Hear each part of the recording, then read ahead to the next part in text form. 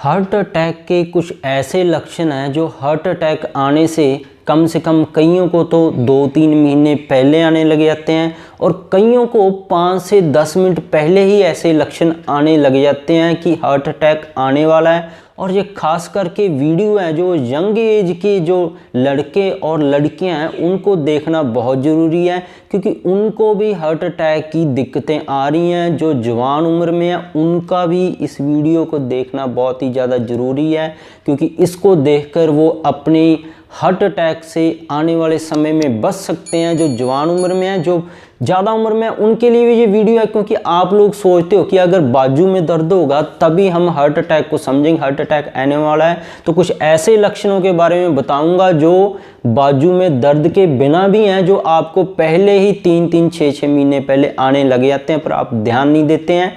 तो इस चैनल पर जो नए हैं मैं उनको बता दूं, जो भी इन्फॉर्मेशन लेके आते हैं हम science based, research based videos लेकर आते हैं। और सबसे पहला जो लक्षण है देखने को मिलता है वो है नोज़िया। किसी भी उम्र में आप अगर सुबह सुबह उठते वक्त ही आपको लगता है वो उल्टी आने जैसा मन हो रहा है, तो अगर ऐसा आ रहा है तो ये भी हार्ट अटैक का एक तरह का लक्षण है। हर रोज़ आपके साथ ऐसा हो रहा है। और दूसरा है हार्ट बर्न। हार्ट बर्न होता है कि आपको छाती के बिल्कुल नीचे, जहाँ पे आप समझते हो कि मुझे तेजाब की जलन हो रही है, तो ये तेजाब की जलन 50% तक, कभी कभी दिल की जब नाड़ियां बंद होती हैं तो लक्षण हार्ट अटैक के शुरू होने के अभी यही लक्षण है। सीने में जलन, जिसको आप तेजाब वाले जलन समझ के तेजाब की मेडिसिन खाते रहते हो, तो इसका मतलब आपकी नाड़ियां बंद हो रही हैं अब धीरे धीरे। ये तो कम से कम 6 महीने साल पहले भी आने लग जाता है। दूसरा है इंडाइजेशन। उसको जैसी कुछ खाता है उसका पेट फूल जाता है खाते ही, तो ये भी एक तरह का लक्षण है कि हार्ट के अंदर, दिल के अंदर खून की नसें बंद हो रही हैं, खून वहाँ पहुँच नहीं रहा है, कोई नस बंद हो रही है। पेट में दर्द एकदम से होना, हर रोज 2-4 दिन छोड़ के पेट में लगातार दर्द बना रहता है और उम्र है वो 40 के ऊपर है, तो इसका मतलब ये भी हो सकता है कि आपको हार्ट अटैक का काम शुरू होने वाला है। ये भी एक तरह का लक्षण है जो हार्ट अटैक के आने से 1-2 महीने पहले शुरू हो जाता है आना। पेन है जो चेहरे का बिल्कुल नीचे वाला हिस्सा है, ठोडी के आसपास है, जिसको चिन्ह बोल देते हैं, उसके आसपास अगर आपको कुछ दिनों से दर्द महसूस हो रहा है, कुछ दिनों से, तो ये भी हार्ट अटैक का एक लक्षण है जो पहले नहीं था। ऐसी है गर्दन में है, गर्दन में आपको दर्द और खिंचाव महसूस हो रहा है कुछ दिनों से, 5-10 दिन हो गए, 15-20 दिन हो गए, और आपको पहले वो कभी था ही नहीं, 10-15 दिन से पता नहीं कहाँ से आ गया है।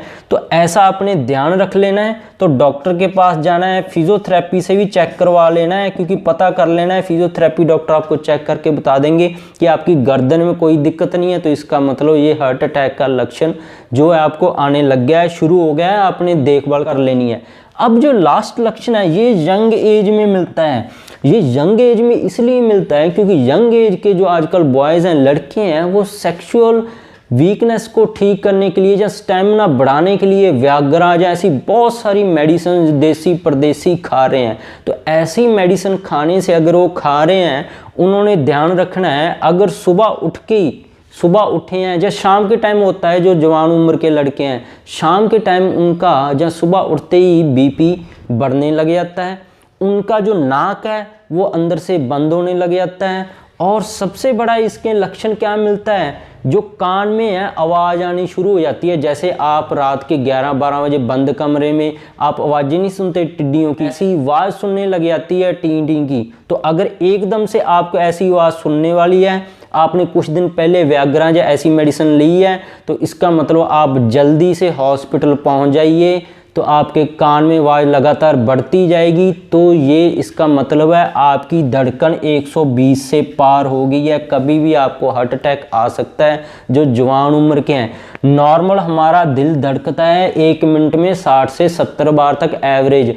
तो ऐसी जब एकदम से होती है, दिल की धड़कन, पैर निकलने लग जाते हैं, नाक बिल्कुल बंद हो जाता है, कान से आवाज़ आने लग जाती है, समा शाम का या सुबह का होता है, तब तो कोई टिड्डी भी नहीं आवाज़ कर रही होती, तो इसका मतलब धड़कन 120 से पार है, हार्ट अटैक आने के पूरे चांसेस हैं, हार्ट फेलियर के पूरे चांसेस हैं। और इसके साथ आपने पता कैसे करना है, 1, 2 या 3 दिन पहले आपने कोई व्याग्रा या कोई ऐसी मेडिसिन खाई थी स्टैमिना बढ़ाने के लिए। तो दोस्तों अगर ये काम आप कर रहे हो, ऐसी मेडिसिन खाते रहते हैं जो जवान उम्र के हैं, उनको हमेशा अपने पास बीपी को कम करने के लिए मेडिसिन रख लेनी चाहिए, नहीं तो कभी भी 5 मिनट में उनकी हार्ट अटैक आकर डेथ हो सकती है, क्योंकि आप समय पे हॉस्पिटल नहीं पहुंचोगे। इस व्याग्रा या ऐसी मेडिसिन के बाद जो बीपी बढ़ता है, एकदम से हार्ट है वो 120, 40, 180, 160 तक की स्पीड तक पहुंच जाता है, जो बहुत ही ज़्यादा खतरनाक कंडीशन है।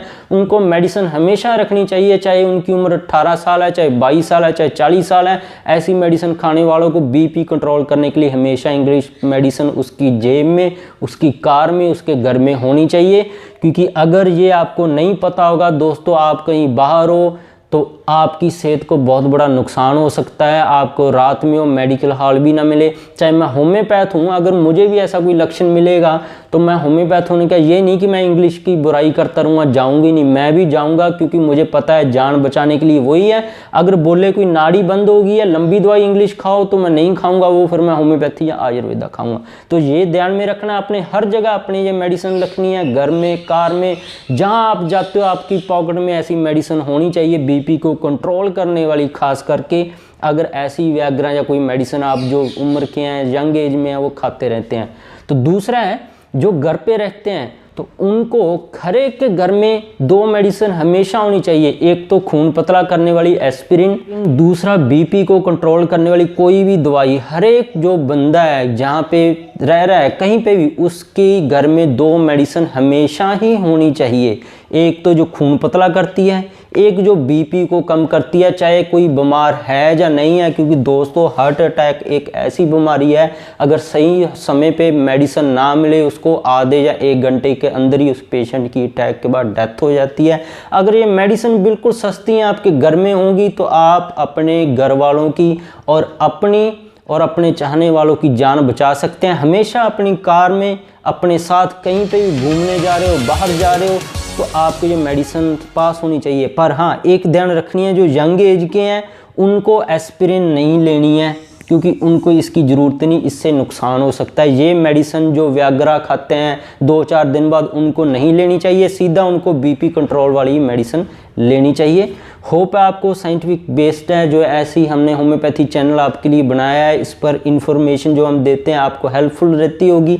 ऐसे लक्षण मिलने हैं तो आपको जांच करवा लेनी चाहिए अपनी। अगर कोई ब्लॉकेज मिलती है तो लंबे इलाज के लिए होम्योपैथी और आयुर्वेदा शुरू कर लेनी चाहिए, क्योंकि लंबे इलाज के लिए इंग्लिश इतना बढ़िया ट्रीटमेंट नहीं होता है, उससे और भी कई बीमारियां आती हैं। अगर एकदम से आ रहा है तो भाई इंग्लिश ही सबसे बढ़िया है। साथ का हॉस्पिटल पहुंचे और अपने घर में, अपनी जेब में और अपनी गाड़ी में कहीं पे भी जाएं, 2 मेडिसिन हमेशा रखेंगे। आपकी लाइफ ये मेडिसिन बचा सकती हैं। तो ऐसी इन्फॉर्मेशन आपको अच्छी लगती है तो नीचे रेड कलर का बटन दबाकर चैनल को सब्सक्राइब कर लें और बेल का बटन दबाकर नोटिफिकेशन ऑन कर लें। और इसके बिना भी मेरे चैनल पर बहुत सारी वीडियोस हैं, थायराइड के लक्षण कैसे होते हैं, शुगर को कैसे ठीक करें, बीपी को कैसे ठीक करें बिना ऑपरेशन के, पेट की बीमारियों का है, घुटनों की बीमारियों का है, मेल सेक्सुअल वीकनेस है उसको कैसे परमानेंटली ठीक करें, इनफर्टिलिटी के ऊपर, कैंसर के ऊपर बहुत सारी वीडियोज़ हैं जो आप देख सकते हैं।